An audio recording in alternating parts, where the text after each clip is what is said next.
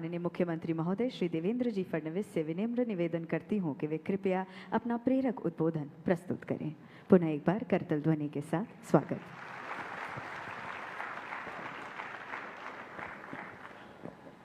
आज के इस गरिमामयी समारोह में मंच पर उपस्थित आदरणीय भारत की महामहिम राष्ट्रपति श्रीमती द्रौपदी मुर्मू जी, महाराष्ट्र के राज्यपाल आदरणीय जिष्णुदेव वर्मा जी, केंद्रीय राज्य मंत्री श्री प्रतापराव जाधव जी, एम्स के अध्यक्ष डॉक्टर अनंत पंडरे जी, एग्जीक्यूटिव डायरेक्टर डॉक्टर प्रशांत जोशी जी, यहाँ उपस्थित सभी महानुभाव, नागपुर एम्स परिवार के सभी परिवारजन और उपस्थित सभी छात्र छात्राएं, बहनों और भाइयों, मैं सबसे पहले हम सभी की ओर से महामहिम राष्ट्रपति जी का महाराष्ट्र में और नागपुर में बहुत बहुत स्वागत करता हूं। और मैं ऐसा मानता हूं कि ये जो एम्स का दूसरा दीक्षांत समारोह हो रहा है, इसके छात्र छात्राएं बहुत ही सौभाग्यशाली है कि आपके कॉन्वोकेशन के लिए प्रत्यक्ष महामहिम राष्ट्रपति जी यहाँ पर पधारी है। मैं हमारे नागपुर एम्स परिवार का भी बहुत अभिनंदन करना चाहूँगा कि बहुत ही सुंदर तरीके से एम्स को यहाँ पर विकसित किया गया है। लगातार अनुसंधान हो रहा है, नए डिपार्टमेंट्स यहाँ पर खोले जा रहे हैं और जहाँ एक और बड़े पैमाने पर हम लोग चिकित्सकों को तैयार कर पा रहे हैं, वहीं पूरे मध्य भारत के जो हमारे पेशेंट्स हैं वो सारे आज इस एम्स की ओर एक बहुत ही आशा भरी नज़रों से देखते हैं, यहाँ आते हैं और यहाँ से स्वास्थ्य प्राप्त करके जाते हैं। तो मैं ऐसा मानता हूँ कि आदरणीय प्रधानमंत्री जी ने जिस उद्देश्य से एम्स का विस्तार किया, उस उद्देश्य को सफल करने हेतु नागपुर एम्स ने बहुत अच्छी जिम्मेदारी निभाई है। हम सभी लोग जानते हैं कि आज देश में प्रधानमंत्री जी के नेतृत्व में जिस प्रकार से मेडिकल एजुकेशन का विस्तार हुआ है, ये अपने आप में एक रिकॉर्ड भी है। और आज महाराष्ट्र में भी हम लोगों ने पिछले कुछ वर्षों में 15 से ज़्यादा मेडिकल कॉलेजेस शुरू किए हैं, जिसके चलते मैं ऐसा मानता हूं कि हमारे अंतिम व्यक्ति तक स्वास्थ्य सेवा पहुंचे, अंतिम व्यक्ति को भी हमारे चिकित्सक उपलब्ध हो, इस प्रकार की व्यवस्था को कायम करने का प्रयास हम लोग कर रहे हैं। और हम लोग जानते हैं कि अभी नॉन कम्युनिकेबल डिसीजेस ये एक हम लोगों के लिए नया चैलेंज है कि जिसको हम लोगों को स्वीकार कर इसकी स्ट्रेटेजी तैयार करनी पड़ेगी। महाराष्ट्र में हम लोग एक ऐसा फ्रेमवर्क तैयार कर रहे हैं जिसमें हर व्यक्ति को 5 किलोमीटर के अंदर सब प्रकार की स्वास्थ्य सेवाएं प्राप्त हो सके और टर्शरी जो केयर है उसका भी एक्सेस हम लोग दे सके और साथ साथ सबसे महत्वपूर्ण प्राइमरी हेल्थ केयर का अपग्रेडेशन हम लोग कर सके, इस प्रकार का प्रयास हम लोग कर रहे हैं। मैं आज के इस मौके पर इतना ही कहना चाहूँगा कि all the graduates, you came here as students and today you are going out as healers.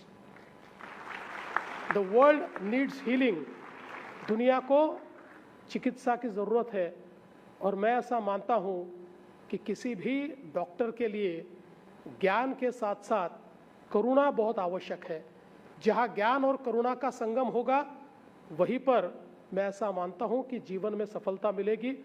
और आप जानते हैं ये प्रोफेशन कोई बहुत ऐसा प्रोफेशन नहीं है, आसान प्रोफेशन नहीं है, बहुत कठिन प्रोफेशन है, क्योंकि दिन भर की थकान के बाद रात में अगर कोई इमरजेंसी का फ़ोन आता है तो वो डॉक्टर ही है जो अपनी थकान को भूलकर किसी व्यक्ति की जान बचाने के लिए मैदान में उतरता है और उसको चिकित्सा देता है। तो मैं आप सभी को बहुत बहुत शुभकामनाएं देता हूं। और एक बात और जिसका उल्लेख मैं करना चाहता हूं, महामहिम राष्ट्रपति जी, हम लोग जहां पर कन्वोकेशन में जाते हैं तो एक बदला हुआ स्वरूप हमको नजर आता है। और यहाँ पर भी आपने 8 गोल्ड मेडल्स दिए, उसमें से 6 हमारी बेटियां थी। और यही आज सब कॉन्वोकेशन में हमको दिखाई पड़ता है। तो जिस प्रकार से हमारी बेटियां आज इतने अच्छे ढंग से आगे आ रही है, ये नए भारत का स्वरूप है। मैं उनको भी बहुत बधाई देता हूं। सारे ग्रेजुएट्स को मन से बधाई देता हूं। आप अपने जीवन में सफल हुए, इस प्रकार की ईश्वर से कामना करता हूं और अपने शब्दों को विराम देता हूं। धन्यवाद। जय हिंद, जय महाराष्ट्र। बहुत बहुत धन्यवाद माननीय मुख्यमंत्री महोदय। अब मैं महाराष्ट्र के माननीय राज्यपाल महोदय श्री जिष्णुदेव जी वर्मा से सादर अनुरोध करती हूं कि वे कृपया अपने आशीर्वचनों से हम सभी का मार्गदर्शन करें। पुनः एक बार जोरदार तालियों के साथ स्वागत हो।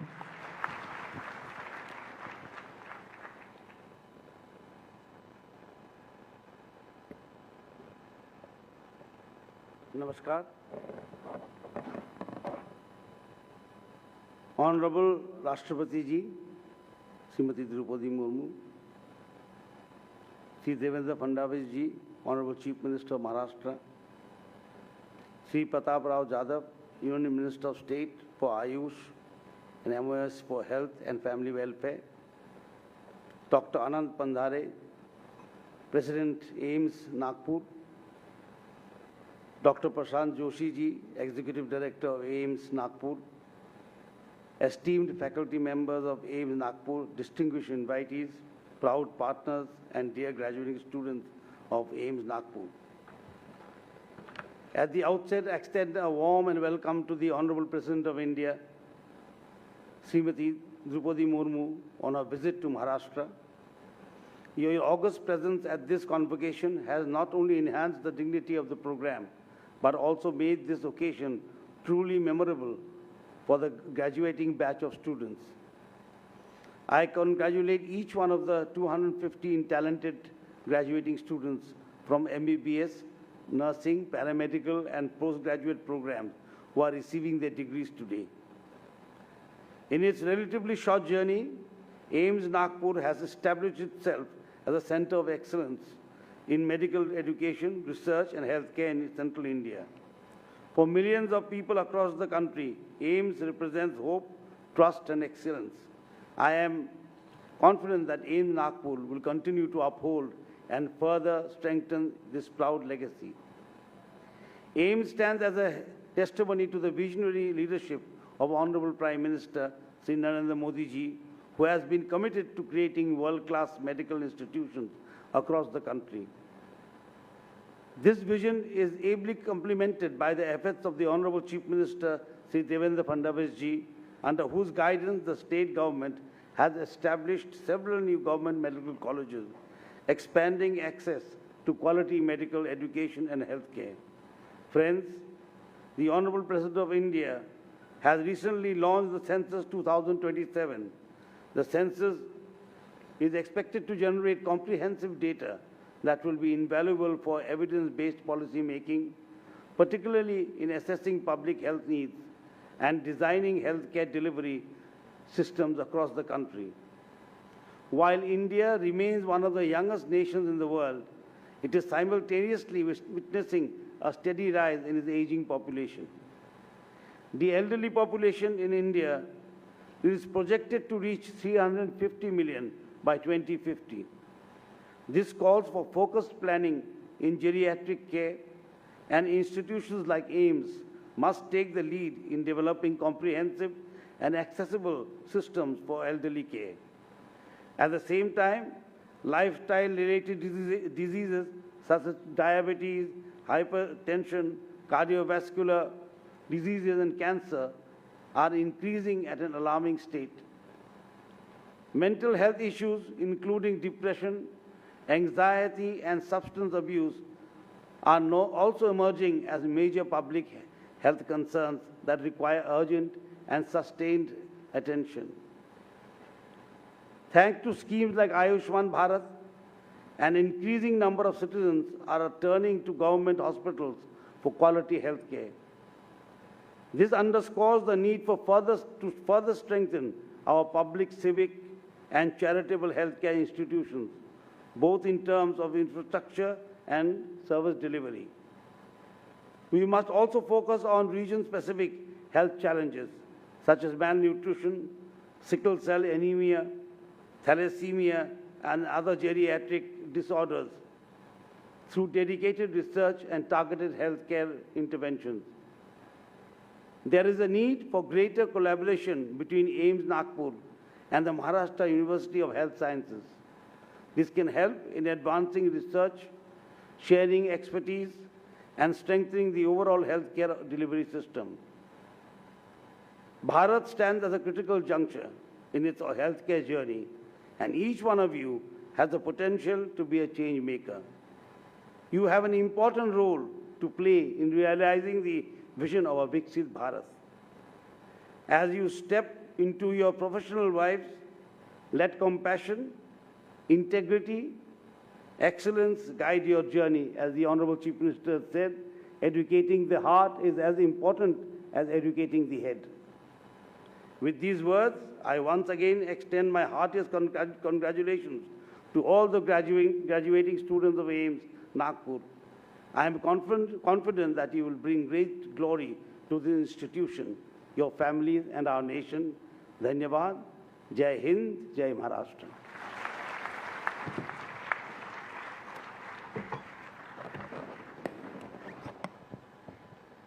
महामहिम राष्ट्रपति महोदया, आज इस कार्यक्रम में आपकी उपस्थिति को एम्स नागपुर के इतिहास में सबसे गौरवशाली क्षण माना जाएगा। तो चलिए इस गौरव को और बढ़ाते हैं और आपके स्वर्ण वचन हमारी जनता तक पहुंचाते हैं। पूर्ण आदर और सम्मान भरी करतल ध्वनि के बीच मैं अनुरोध करूंगी महामहिम राष्ट्रपति महोदया श्रीमती द्रौपदी जी मुर्मू से कि वे हम सभी का मार्गदर्शन करें, पथ प्रदर्शन करें।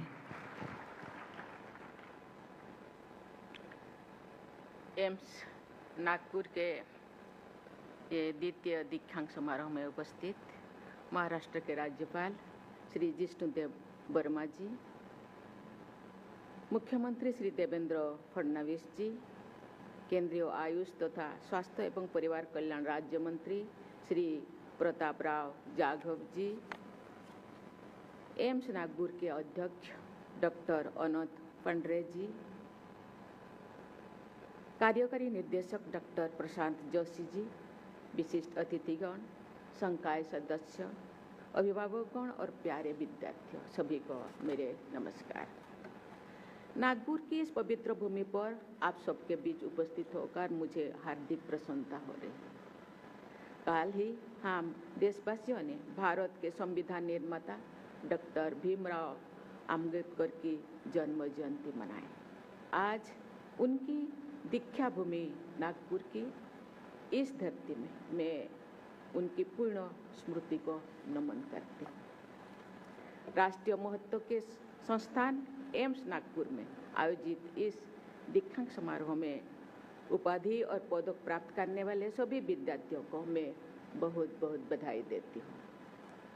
आज उपाधि और पदक प्राप्त करने वाली बेटियों की मैं विशेष बधाई देती हूँ। मुख्यमंत्री जी, ये पहली एम्स नहीं है।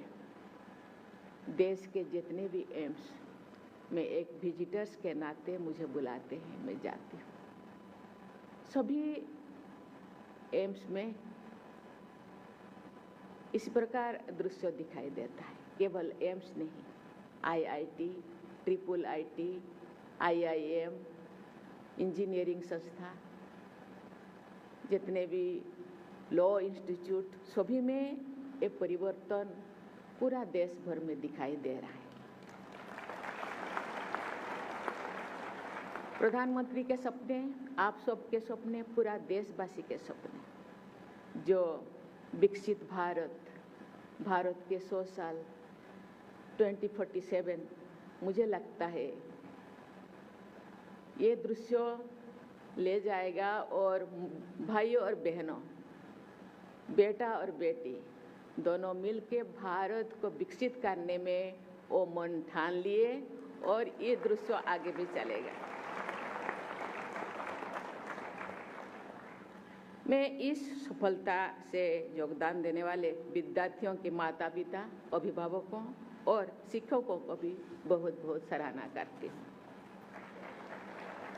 प्रिय विद्यार्थीगण, आपने जिस परिश्रम, प्रतिबद्धता और लगन के साथ अपनी शिक्षा पूर्ण की है वो सराहनीय है।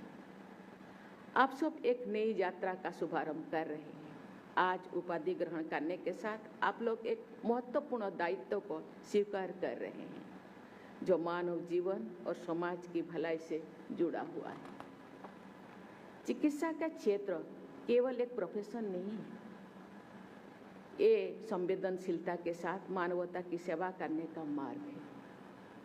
एक चिकित्सक न केवल बीमारियों का उपचार करता है बल्कि बीमारी से पीड़ित व्यक्तियों के मन में आशा का संचार भी भरता है। आपके द्वारा दिया गया सहानुभूतिपूर्ण परामर्श न केवल बीमार व्यक्ति बल्कि उसके परिवारजनों को भी संबल प्रदान करता है।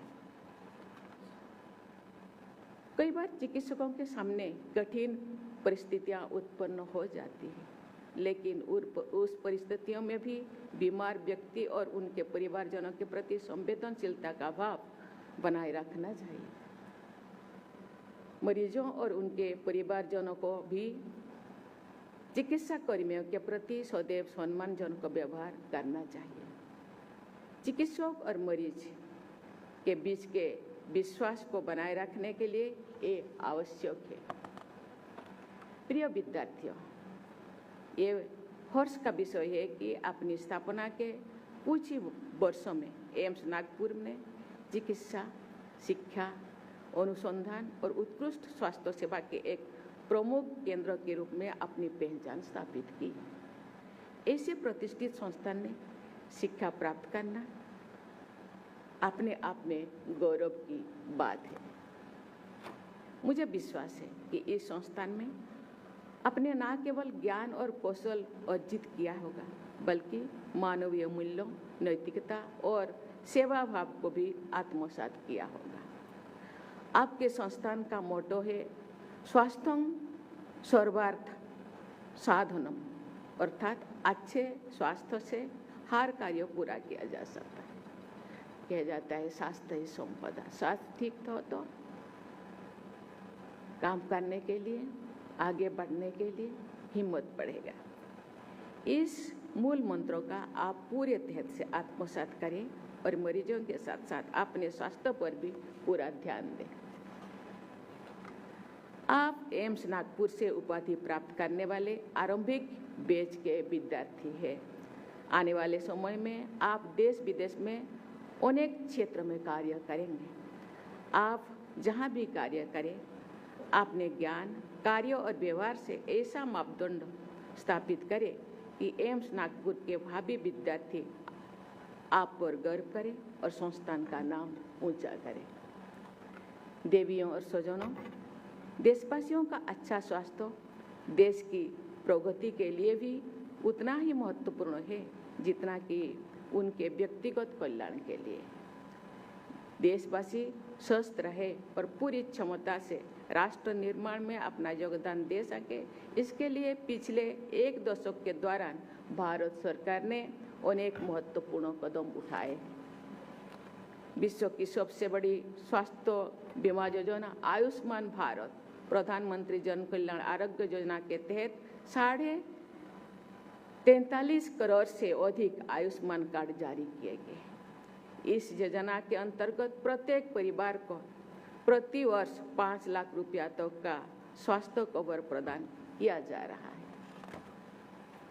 प्राथमिक स्वास्थ्य सेवाओं को मजबूत करने के लिए देश भर में लगभग 1,85,000 आयुष्मान आरोग्य मंदिर स्थापित किए गए, जो ग्रामीणों और शहरी क्षेत्रों में लोगों के घर के पास ही स्वास्थ्य सेवाएं प्रदान किया जा रहा है। प्रधानमंत्री आयुष्मान भारत स्वास्थ्य अवसंरचना मिशन के माध्यम से लैब, क्रिटिकल केयर यूनिट और सार्वजनिक स्वास्थ्य केंद्रों का विस्तार किया जा रहा है।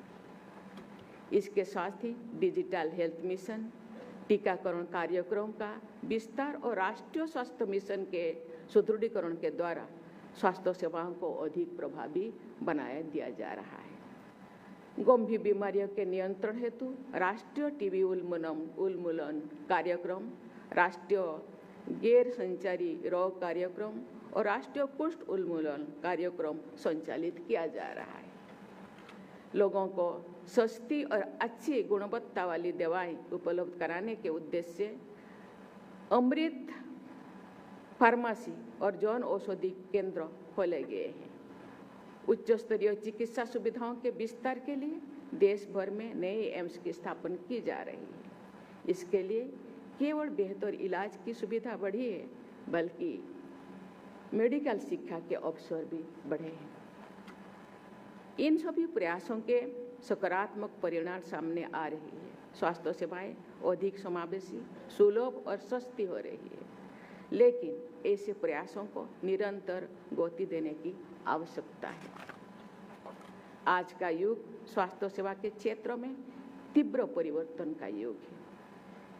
दुनिया भर में नई नई तकनीकी, आर्टिफिशियल इंटेलिजेंस, डिजिटल स्वास्थ्य सेवाओं और उन्नत अनुसंधान के माध्यम से चिकित्सा क्षेत्र में अभूतपूर्व परिवर्तन ला रहे हैं। हमें इन परिवर्तनों का आत्मसात करते हुए आगे बढ़ना चाहिए। टेक्नोलॉजिकल डेवलपमेंट का उपयोग ग्रामीणों और शहरी क्षेत्र के बीच स्वास्थ्य सेवाओं की असमानता का दूर करने और सभी तक गुणवत्ता स्वास्थ्य सेवा पहुंचाने के लिए प्रयास करना चाहिए। मुझे ये जानकर प्रसन्नता हुई है कि एम्स नागपुर इस दिशा में निरंतर कार्य कर रहे हैं।